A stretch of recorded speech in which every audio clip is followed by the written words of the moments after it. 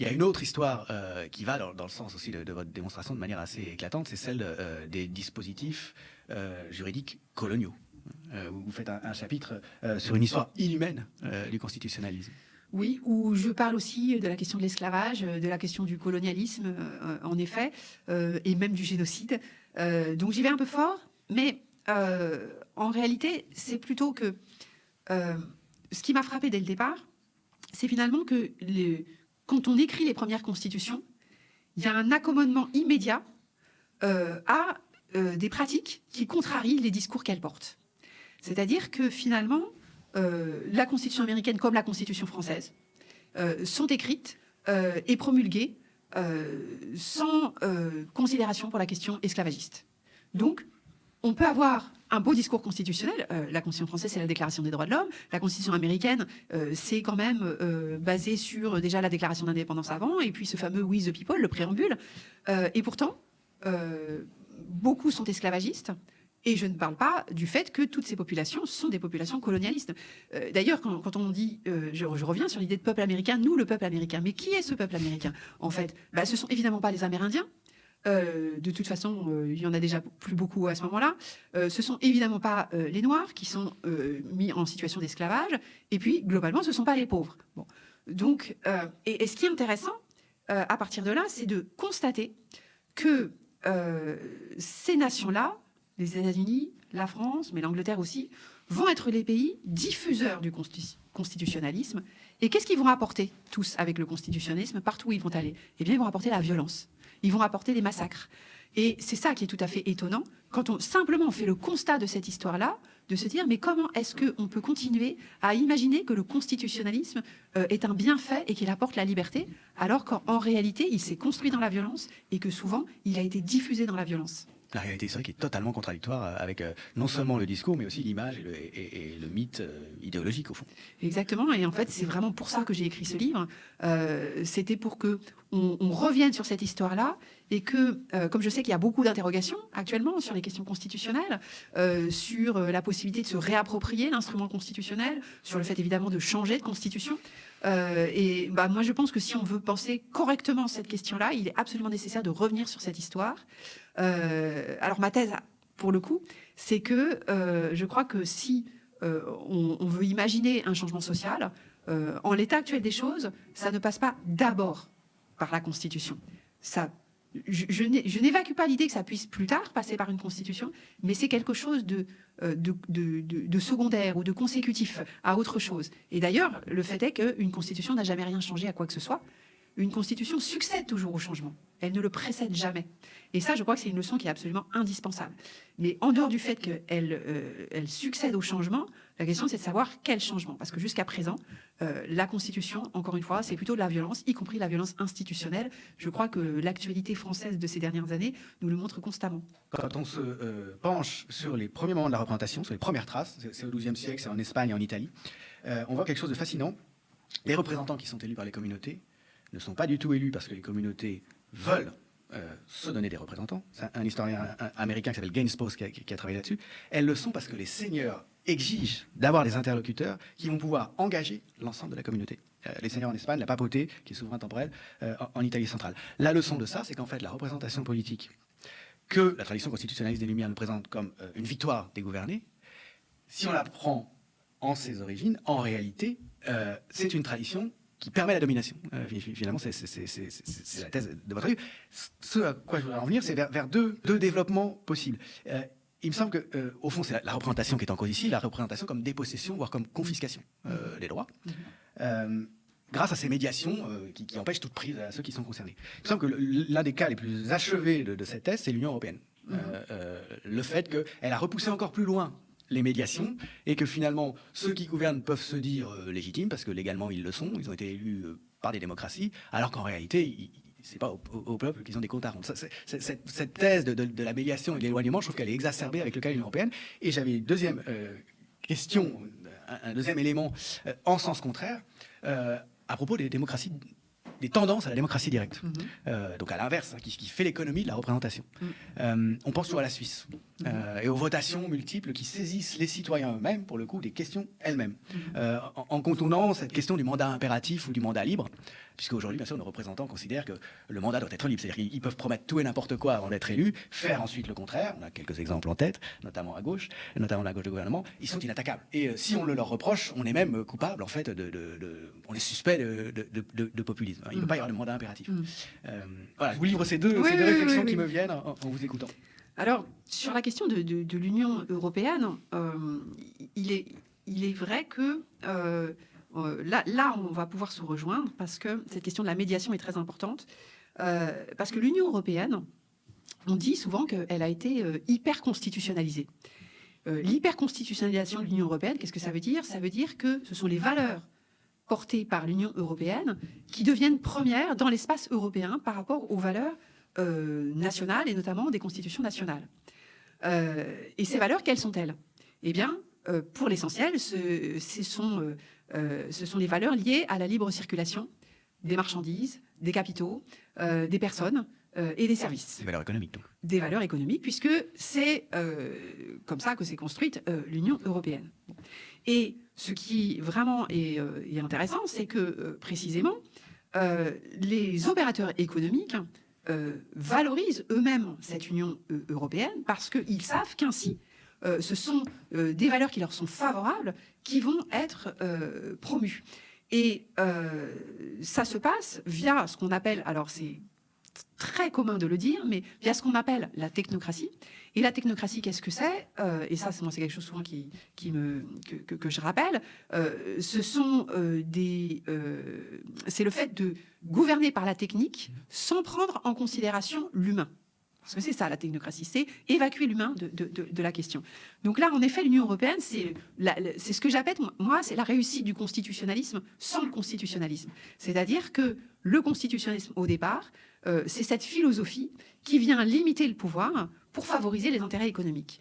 Et l'Union européenne a réussi à se passer des constitutions pour favoriser les intérêts qui, au départ, étaient ceux qui ont animé le constitutionnalisme. Je ne sais pas si je me fais bien comprendre. Voilà. C'est parfaitement en phase avec le néolibéralisme qui lui-même ne pense l'humain que sous la forme de la marchandisation.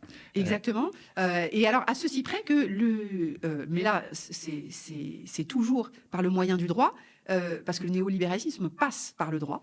C'est même une de ses caractéristiques, où justement, on passe d'un moment où on dit l'État ne doit pas intervenir, à un moment où on dit si, l'État doit justement intervenir, mais toujours pour favoriser un certain nombre d'intérêts. Vous dites c'est sans constitutionnalisme, mais il y a quand même l'inénarrable épisode du traité constitutionnel européen, tel qu'on l'appelait, qui va encore dans votre sens, a été adopté après avoir été rejeté à 55% par la France notamment, par le corps électoral français, auquel on reproche exactement ce que vous dites, c'est-à-dire de constitutionnaliser de facto des choix économiques et donc de vider de sa substance le politique et donc de vider le type de médiation politique qui peut faire prévaloir des intérêts qui ne soient pas seulement économiques. Alors, les mesures qui étaient proposées dans le TCE et qui ont été rejetées sont repassées, on le sait très bien, justement en évitant le référendum. Mais vous considérez que c'est pas du constitutionnalisme? Alors, en réalité, vous faites bien de me reprendre là-dessus, parce que j'aurais peut-être dû préciser quelque chose. C'est que on réussit à se passer de la Constitution, mais en passant par la Constitution. Je m'explique. C'est-à-dire que s'il n'y a pas les constitutions nationales pour dire que l'Union européenne est une organisation à laquelle les États transfèrent l'exercice de leurs compétences, effectivement, ça ne marche pas. Donc on a besoin de ces clauses-là. Et d'ailleurs, lorsque l'Empire soviétique s'est effondré et que les nouveaux États indépendants ont commencé à rédiger des constitutions, en tout cas on leur a fait rédiger, qui était à la manœuvre sur l'écriture de ces nouvelles constitutions, globalement, ce sont les deux premières nations historiquement constitutionnelles, c'est-à-dire les États-Unis et la France. Bon. On leur a dit, attention, il faut écrire dans votre constitution que d'abord, vous respecterez le droit international ou le droit de l'Union européenne, très important, ça doit être une garantie. Ça place une limite tout de suite déjà. Voilà. Et puis éventuellement, il faudra aussi préciser quand même que vos autorités politiques s'engagent à respecter les normes constitutionnelles elles-mêmes. Pourquoi? Parce que dans les normes constitutionnelles, il y a quoi? Il y a les droits Et dans les droits, il y a quoi? Eh bien, quitte à ce que ce soit une obsession, mais c'est la réalité, il y a le droit de propriété, parce que quand on regarde les jurisprudences des cours constitutionnelles et suprêmes dans le monde, qu'est-ce qu'elles font respecter d'abord? Eh bien, c'est la propriété, bien avant les droits et libertés individuelles et collectifs. C'est la propriété au sens de droit économique. Au sens de droit économique, oui, exactement. Oui. C'est vraiment un standard. Et d'ailleurs, c'est aussi sur cette base de réflexion que dans les années 80-90, disons à partir des années 90, les grandes institutions financières internationales, la Banque mondiale, le Fonds monétaire international, eh bien, se sont mises à promouvoir, bizarrement, l'idée de constitution, de justice constitutionnelle et d'état de droit. Donc, certains, j'ai quand même tout de même un petit peu naïf, se sont dit même ces grandes institutions sont acquises à l'idée de la démocratie, etc. Mais pas du tout. En réalité, leur intérêt est très clair, c'est que puisqu'il faut faire des affaires dans tous ces nouveaux pays, en Europe de l'Est, en Afrique, en Asie, on a besoin de garanties juridiques pour nos affaires. Et la meilleure garantie, c'est le fait qu'on va avoir des juges qui vont faire respecter les normes constitutionnelles, au premier rang desquelles il y a les normes constitutionnelles relatives aux libertés et droits économiques. Il ne risque pas d'avoir des États, au gré des élections, qui éliraient un pouvoir socialiste qui déciderait de nationaliser, par exemple, un certain nombre d'activités ou de ressources. Même quand c'est le cas, certaines autorités interviennent pour dire, on a vu le gouverneur de la Banque centrale européenne s'exprimer déjà, ou même un ancien président de la Commission européenne s'exprimer à propos d'élections qui avaient lieu dans un des pays de l'Union en disant ok, ils peuvent bien élire qui ils veulent, mais de toute façon, il faudra qu'ils prennent tel et tel type de décision, et ça, il n'aura pas le choix. Il n'y a pas de démocratie en dehors des contraintes des traités européens. Je crois que c'est ça la citation en question. Ça fait partie, oui, ça fait partie des citations. Mais on connaît aussi qu'il y a la lettre dite secrète, mais qui a été publiée, qui avait été envoyée par un gouverneur de la Banque centrale européenne et un ancien gouverneur de la Banque centrale européenne à un Premier ministre italien, pour lui dire que d'ici à quelques mois, il faudrait qu'il adopte telle réforme législative, telle réforme constitutionnelle, telle réforme fiscale. Donc, sa feuille de route lui est donnée, quoi. Comment ? Sa feuille de route lui est donnée. Exactement, sa feuille de route lui est donnée. Et pas par les gouvernés. Et pas par les gouvernés, puisque, en fait, la couleur politique ou les orientations politiques et sociales sont de moindre importance. Ça va aussi de pair avec l'observation sociologique qu'on peut faire, que les grands dirigeants sont souvent les gens qui sont issus de la finance ou qui ont travaillé avec les grands intérêts économiques avant. Oui, ça c'est une chose qui a beaucoup évolué, je pense. En effet, il y a une collusion maintenant systématique entre, disons, c'est même plus une collusion, en réalité, il y a une confusion maintenant effectivement de la gouvernementalité économique et politique, évidemment. Et alors pour finir, si on se tourne du côté de la Suisse, qui est toujours souvent fantasmée, en tout cas pensée comme le contre-exemple, justement, il n'y a pas ces médiations, ou il y a moins ces médiations de la représentation entre la volonté des gouvernés et les exécutions, les choix législatifs et les choix exécutifs. Il paraît que, contrairement aux Français, une grande majorité des Suisses, par exemple, se déclarent satisfaits de leur dispositif politique constitutionnel. De votre point de vue, comment voir ça? Alors, c'est devenu, je pense, difficile aujourd'hui de penser les régimes politiques sans les penser dans le cadre d'un vaste système économico-médiatique. On connaît évidemment la thèse de la fabrique du consentement, très, très importante. Et d'ailleurs, au moment, historiquement, où le suffrage a commencé à être étendu, à être attribué à de nouvelles personnes, on a commencé à donner le suffrage aux personnes indépendamment de s'ils savaient lire ou écrire, par exemple. On a commencé à donner le suffrage aux personnes indépendamment de leur richesse. Tout ça, c'est fin du 19e, début du 20e. On a même commencé à étendre le suffrage, coup de folie, aux femmes. Et bien, à mesure que ce suffrage s'étendait, en fait, dans le même temps, on a vu exactement apparaître des techniques de propagande fondées sur la publicité appliquée aux compétitions électorales. C'est vraiment, il y a une synchronicité qui est parfaite. Premier 20e siècle. Quoi. Exactement.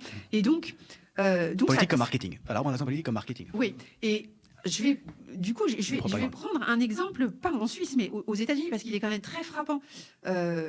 C'est quand le Parlement de Californie a adopté une loi. Donc, c'était il y a environ 3 ans, qui imposait aux plateformes de salarier leurs travailleurs. Bon, en gros, c'est Uber. Les chauffeurs Uber deviennent des salariés. cette loi a été adoptée et puis il y avait un délai d'entrée en vigueur qui était d'une année. Et bien, que s'est-il passé? Conformément à la législation californienne, il y a eu un référendum d'initiative populaire qui a été organisé, évidemment soutenu par les plateformes, Qui ont les moyens financiers de le à soutenir. coût de millions, quand vous commandiez un Uber en Californie, à l'époque, vous aviez d'abord un message vous disant « si vous votez, vous aurez plus de temps d'attente, le service sera plus cher, etc. » Le résultat, il a été celui qu'on sait, c'est-à-dire que la loi a été abrogée juste avant qu'elle n'entre en vigueur. Et pourtant, référendum d'initiative populaire, un bon taux de participation, et donc un résultat. Donc, c'est vrai que je trouve qu'il devient extrêmement compliqué de penser la démocratie, même directe et participative, dans un cadre sain, faisant que, on va dire, les résultats s'en trouvent, à mon avis, faussés. Il y a une autre histoire